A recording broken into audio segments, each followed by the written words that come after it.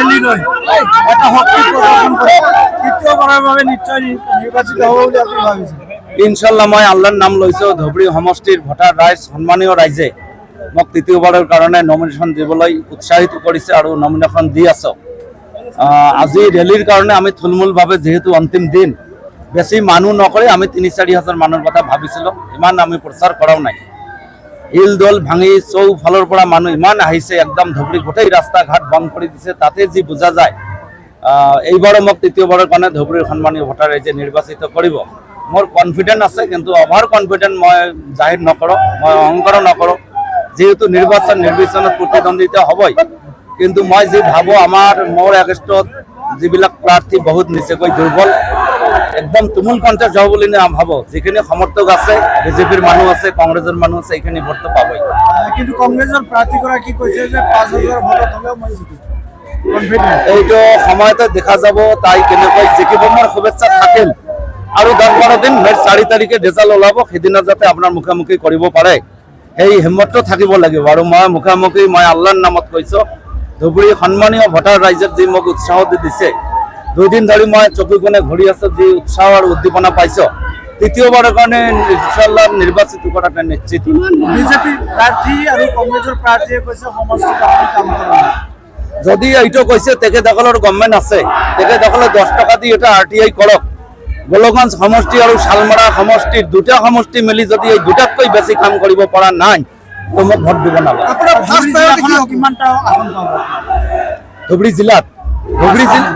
জিলাত আমি 4টাতো নিশ্চিত হৈছে আৰু এটা ফাইট দি আছো, কি হয় নাজানো। মোৰ ফাৰ্ষ্ট প্ৰায়ৰিটি হ'ব ৰাস্তা ঘাটটো যোগাযোগ লাগিব, বিশেষকৈ এডুকেশ্যন। এইবাৰ আমাৰ চাইম ষ্ট্ৰীম কিছু কলেজ লাগিব। আমাৰ চৰ চাপৰিবিলাকত চাব চেণ্টাৰ নাই, PHC আছে, ডক্টৰ নাই।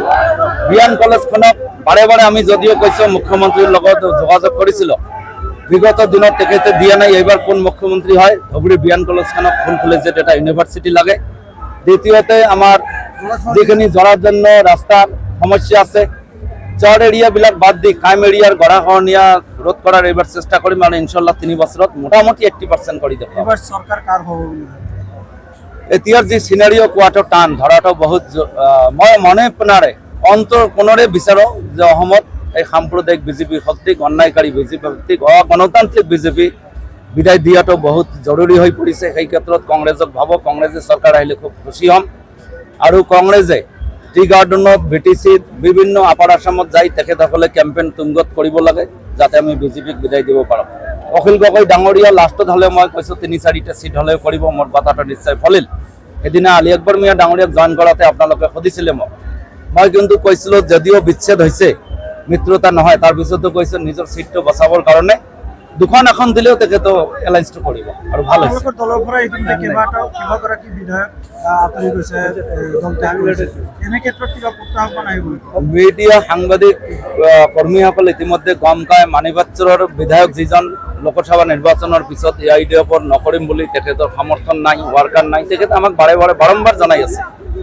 আৰু কলিমুদ্দিন বৰভূঞা, জাকিৰ, নিজামুদ্দিন লস্কৰ, আজিজ, এইবিলাক আমি 3 বছৰ আগতে পাৰ্টিয়ে ছাছপেণ্ড কৰিছোঁ। আৰু আমিনুল ইছলাম ডাঙৰীয়াকো আমি ছাছপেণ্ড কৰিছিলোঁ দল বিৰোধী কাৰ্যকলাপ লিপ্ত থকাৰ কাৰণে। তেখেতসকল ওলাই গৈছে, বহুত দিনে আছিল সতীৰ্থ বিধায়ক। মই তেখেতসকলৰ বিষয়ে একো নকওঁ, কিন্তু আমাৰ দলৰ কোনো ক্ষতি হোৱা নাই।